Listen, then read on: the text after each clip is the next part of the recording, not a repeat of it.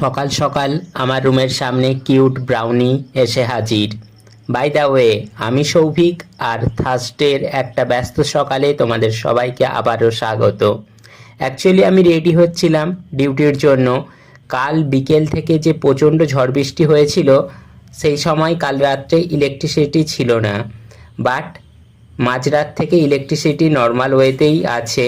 আর এখানে আমি ডাস্টবিনে কিছু ওয়েস্ট ফেলার জন্য প্যাকেটে বেঁধে নিয়েছিলাম। আসলে এই পাহাড়ি সৌন্দর্য নষ্ট করতে মন চায় না, তাই যেখানে বজ্র পদার্থ ফেলার আমি সেই জায়গাতেই ফেলি, আর সবাইও এখানে সেটাই করে। এনিওয়ে, ইলেকট্রিসিটি চলে আসার পর সকালে উঠে মোবাইল ফুল চার্জ করে তারপর বেরিয়েছিলাম। আর এই আকাশে হালকা হালকা কালো মেঘ আছে।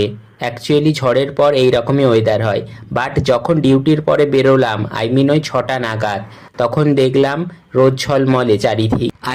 সানসেটের টাইম, আর সূর্যের এই পড়ন্ত রোদে সব কিছু যেন অন্যরকম প্রাণবন্ত লাগছে। তার সঙ্গে হালকা ঠান্ডা মনোরম হাওয়া, যা এই গরমের ক্লান্তিকে এক নিমিষে দূর করে দেয়।